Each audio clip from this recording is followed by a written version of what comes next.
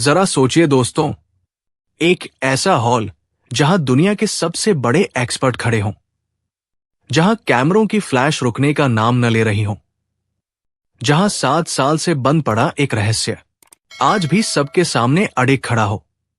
और तभी भीड़ के बीच से एक आवाज आए, सर, अगर आप चाहें तो मैं इसे खोल सकता हूं। सब पलटकर देखते हैं और सामने खड़ा होता है फटे कपड़ों में एक दुबला सा गरीब बच्चा। लोग हंसते हैं, मीडिया इसे तमाशा समझती है। एक विदेशी एक्सपर्ट कहता है, अगर तूने खोल दिया तो मैं 1 करोड़ दूंगा। लेकिन दोस्तों, अगले कुछ मिनटों में जो होने वाला था ना, वो सिर्फ एक ताला नहीं खोलने वाला था। वो लोगों की सोच, घमंड और सिस्टम की आंखें खोल देने वाला था। वीडियो को कहीं भी स्किप मत करना, क्योंकि अंत में जो निकलेगा वो सोने से भी ज्यादा कीमती होगा और शायद आपकी सोच हमेशा के लिए बदल देगा। शहर के बीचों बीच बना हुआ वो विशाल पुरातत्व सभागार उस दिन कुछ ज्यादा ही भरा हुआ था, क्योंकि आज वहां सिर्फ एक प्रदर्शन नहीं होने वाला था, बल्कि एक ऐसा रहस्य खुलने वाला था जिसकी चर्चा पिछले 7 सालों से इतिहासकारों, वैज्ञानिकों और मीडिया की सुर्खियों में बनी हुई थी। और हर कोई ये देखने आया था कि क्या सच में इंसानी दिमाग उस रहस्य को सुलझा पाएगा या फिर यह रहस्य हमेशा के लिए पत्थर बनकर रह जाएगा। सभागार के ठीक बीचों बीच मोटे कांच के घेरे में रखी थी एक रहस्यमयी संरचना, न पूरी तरह तिजोरी जैसी, न किसी संदूक की तरह, बल्कि काले पत्थर और धातु से बनी हुई एक अजीब आकृति, जिस पर उकेरे गए निशान किसी भाषा से ज्यादा किसी भूल भुलैया जैसे लगते थे। और कहा जाता था कि यह संरचना एक ऐसे शासक की विरासत है जिसकी सत्ता का नाम तो इतिहास में दर्ज है, लेकिन उसकी सबसे बड़ी सच्चाई आज तक बंद ही रही। 7 सालों में दुनिया के कई बड़े बड़े विशेषज्ञ यहां आ चुके थे। किसी ने अल्ट्रासाउंड मशीनें लगाई, किसी ने माइक्रो सेंसर, किसी ने हाई प्रेशर ड्रिल से जांच करने की कोशिश की, लेकिन हर बार नतीजा वही रहा, यह संरचना जरा भी प्रतिक्रिया नहीं देती थी, जैसे ये खुद तय कर चुकी हो कि इसे कौन नहीं खोल सकता। आज आखिरी कोशिश थी। विदेश से आया हुआ एक मशहूर तकनीकी विशेषज्ञ, जिसके नाम के आगे दुनिया की सबसे सुरक्षित संरचनाओं को खोलने का रिकॉर्ड जुड़ा था, पूरे आत्मविश्वास के साथ मंच पर खड़ा था। कैमरों की चमक उसके चेहरे पर पड़ रही थी और वो बड़े गर्व से ये समझा रहा था कि अब तक जो नहीं कर पाया गया वो आज किया जाएगा। लेकिन घंटों की कोशिश के बाद मशीनें थक गई, सेंसर चुप हो गए और आखिरकार उस विशेषज्ञ ने माइक पकड़कर कहा, मेरे हिसाब से यह संरचना अब कभी नहीं खुलेगी। यह अपने समय से कहीं आगे की तकनीक से बनाई गई थी। पूरा हॉल जैसे एक पल के लिए सांस रोककर खड़ा हो गया और ठीक उसी खामोशी में पीछे की कतारों से एक धीमी लेकिन साफ आवाज उभरी, सर, अगर आप इजाजत दें तो मैं कोशिश कर सकता हूं। लोगों को पहले लगा किसी ने मजाक किया है, लेकिन जब सबने पलटकर देखा तो वहां कोई वैज्ञानिक नहीं, कोई इंजीनियर नहीं, बल्कि फटे पुराने कपड़ों में खड़ा एक दुबला-पतला लड़का था, जिसकी उम्र मुश्किल से 14-15 साल रही होगी। पैरों में घिसी हुई चप्पल, चेहरे पर धूप और मेहनत की लकीरें, लेकिन आंखों में एक अजीब सा ठहराव।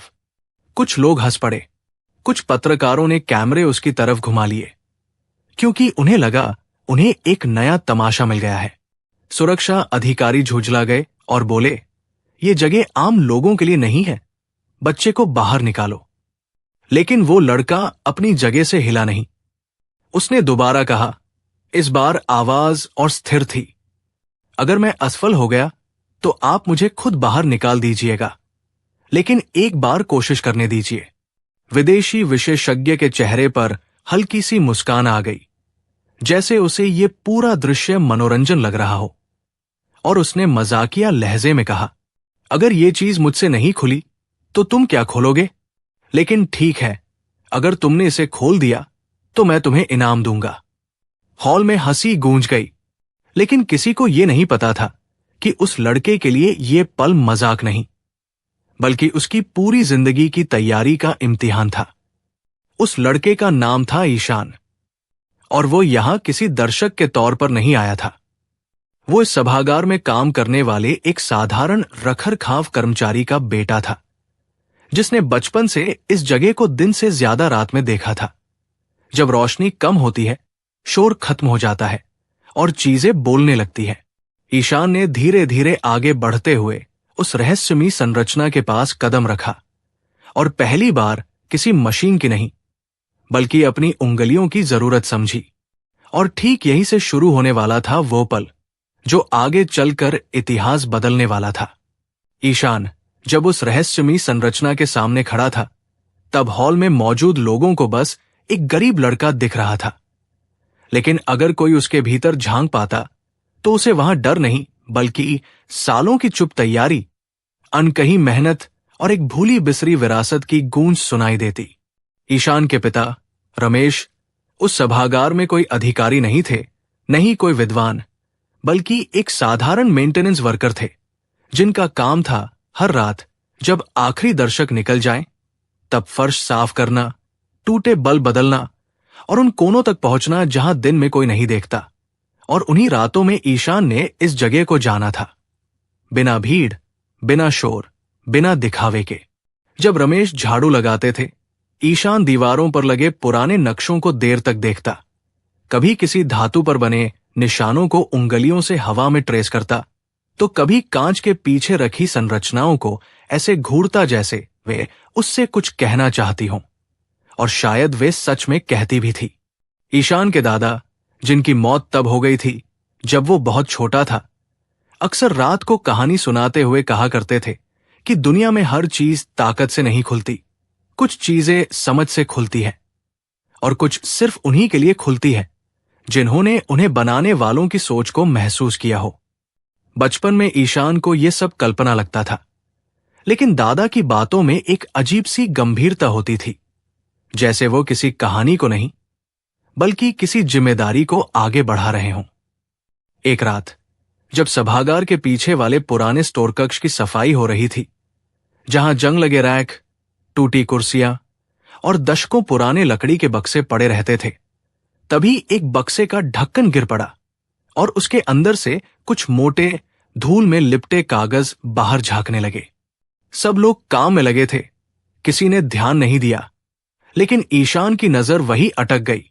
रात को जब सब चले गए, वो चुपचाप वापस उसी कमरे में गया और कांपते हाथों से उन कागजों को खोला, जिन पर किसी आधुनिक भाषा के शब्द नहीं, बल्कि चिन्ह थे, रेखाएं, घुमाव, दबाव के निशान, और उनके साथ बने ऐसे चित्र जो किसी मशीन के नक्शे जैसे नहीं, बल्कि किसी जीवित संरचना की तरह लगते थे।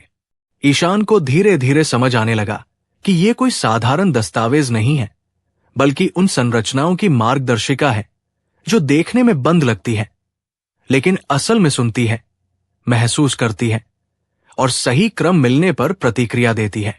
वो हर रात उन कागजों को पढ़ने की कोशिश करता, हर चिन्ह को याद करता, हवा में हाथ घुमाकर अभ्यास करता और अपने दिमाग में उन संरचनाओं की परतें खोलता बंद करता, बिना किसी असली संरचना को छुए। जब वो पहली बार उस रहस्यमयी संरचना के सामने खड़ा हुआ था, तो उसे किसी मशीन की ठंडक नहीं, बल्कि पहचान का एहसास हुआ था, जैसे वो किसी अनजान चीज से नहीं, बल्कि किसी भूले हुए रिश्ते से मिल रहा हो। उसके लिए ये सिर्फ एक चुनौती नहीं थी, बल्कि ये साबित करने का मौका था कि ज्ञान का जन्म महंगे स्कूलों और बड़ी डिग्रियों से नहीं, बल्कि ध्यान, धैर्य और पीढ़ियों से चले आ रहे अनुभव से भी होता है। हॉल में लोग अब भी हंस रहे थे, कैमरे अब भी रिकॉर्ड कर रहे थे, लेकिन ईशान के दिमाग में सिर्फ एक ही आवाज थी, क्रम गलत हुआ तो सब खत्म, सही हुआ तो रास्ता खुद खुल जाएगा। उसने अपनी हथेलियों को धीरे धीरे उस संरचना की सतह पर रखा, जैसे कोई डॉक्टर नब्ज देख रहा हो, और बहुत हल्के दबाव के साथ उन बिंदुओं को महसूस करने लगा जिनका जिक्र उसने सिर्फ कागजों में देखा था।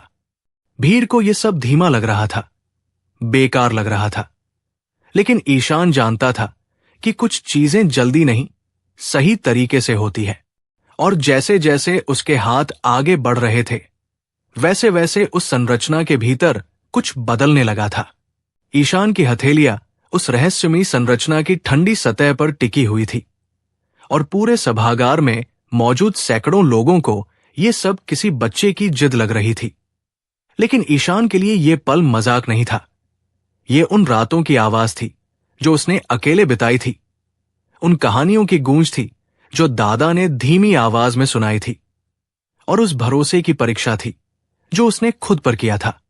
उसने आंखें बंद नहीं की, कोई मंत्र नहीं पढ़ा, कोई नाटकीय हरकत नहीं की, बस बहुत ध्यान से उन उभरे हुए निशानों को छूता गया, जैसे वे धातु नहीं बल्कि कोई भूली हुई भाषा हो। और वो भाषा उससे कह रही हो, जल्दी मत करो, हमें याद करो। उसने पहले बाएं किनारे के पास हल्का दबाव दिया, फिर ठीक उसके सामने वाले हिस्से पर उंगलियां रखी, और फिर जैसे किसी अदृश्य रास्ते पर चलते हुए तीसरे बिंदु को छुआ। और उसी पल संरचना के भीतर से एक बहुत ही हल्की सी आवाज आई, इतनी हल्की कि कई लोगों ने सुनी नहीं, लेकिन ईशान का दिल उस आवाज को पहचान गया। वो आवाज असफलता की नहीं थी, वो आवाज स्वीकार की थी। कुछ सेकंड बाद धातु के भीतर से एक भारी चीज के सरकने की गूंज आई, और फिर वो हुआ जिसकी किसी ने कल्पना भी नहीं की थी। उस रहस्यमयी संरचना का ऊपरी हिस्सा बेहद धीरे धीरे आगे की ओर झुक गया, जैसे कोई वर्षों से बंद दरवाजा आखिरकार सांस ले रहा हो। पूरा सभागार सन्न रह गया, कैमरे रुक गए, हंसी गायब हो गई, और जो लोग कुछ देर पहले तक इस बच्चे को बाहर निकालने की बात कर रहे थे, वही अब अपनी आंखों पर यकीन नहीं कर पा रहे थे। संरचना पूरी तरह खुल चुकी थी। अंदर सोना नहीं था, नहीं हीरे जवाहरातों की चमक, बल्कि अंदर थे मोटे कागजों के बंडल, तांबे की मोहरें, हाथ से लिखे समझौते, पुराने नक्शे और ऐसे दस्तावेज जिनकी स्याही भले ही फीकी पड़ चुकी थी, लेकिन जिनका महत्व सदियों का था। इतिहासकारों के चेहरे बदल गए। एक वरिष्ठ शोधकर्ता ने कांपते हाथों से एक दस्तावेज उठाया, उसकी मुहर देखी, उसकी भाषा पढ़ी, और फिर बिना कुछ बोले कुर्सी पर बैठ गए, क्योंकि उन्हें समझ आ गया था कि ये सिर्फ खोज नहीं है, ये इतिहास की कई अधूरी कहानियों का जवाब है। किसी ने धीमी आवाज में कहा, हम खजाने की उम्मीद कर रहे थे, लेकिन हमें सच्चाई मिल गई। वो विदेशी विशेषज्ञ जो कुछ देर पहले तक पूरे आत्मविश्वास से बोल रहा था कि ये संरचना कभी नहीं खुलेगी, अब बिना कुछ कहे ईशान के पास आया, खुली हुई संरचना को देखा, फिर ईशान को देखा, और बहुत धीरे से बोला, ये मशीनों का काम नहीं था, ये समझ का काम था। ईशान ने बस इतना कहा, कुछ चीजें तब खुलती हैं जब उन्हें बनाने वालों की सोच को सम्मान दिया जाए। उस पल मंच पर ईशान को बुलाया गया। लोगों ने पहली बार ध्यान दिया कि उसके कपड़े साधारण हैं, जूते घिसे हुए हैं, लेकिन उसकी रीढ़ सीधी है और उसकी आंखों में डर नहीं, सिर्फ सुकून है। एक अधिकारी ने घोषणा की कि इस बच्चे की पढ़ाई की पूरी जिम्मेदारी ली जाएगी, उसे वो हर मौका मिलेगा जो अब तक उससे छीना गया था। लेकिन ईशान के पिता, जो पीछे खड़े चुपचाप सब देख रहे थे, उनकी आंखों में आंसू इसलिए नहीं थे कि उनका बेटा मशहूर हो गया, बल्कि इसलिए थे कि आज किसी ने उनके बेटे को सफाई वाले का बेटा नहीं कहा। आज किसी ने उसे सिर्फ ईशान कहा। जब सभागार खाली होने लगा, कैमरे बंद हो गए और लोग अपने अपने घर लौटने लगे, तब भी उस खुले हुए ढांचे के पास खड़ा एक सच बाकी था कि टैलेंट शोर नहीं करता, कि ज्ञान हमेशा किताबों में नहीं मिलता, और कि कुछ दरवाजे ताकत से नहीं, भरोसे से खुलते हैं। ईशान उस दिन अमीर नहीं बना था, लेकिन उस दिन उसकी किस्मत ने पहली बार उसे पहचान लिया था। हर बच्चा खास होता है, बस फर्क इतना है कि कुछ को मौका मिल जाता है और कुछ को सिर्फ इंतजार करना पड़ता है। अगर आपको लगता है कि टैलेंट हालात नहीं देखता, तो इस कहानी को आगे बढ़ाइए, क्योंकि हो सकता है अगला ईशान कहीं आपके आसपास ही खड़ा हो।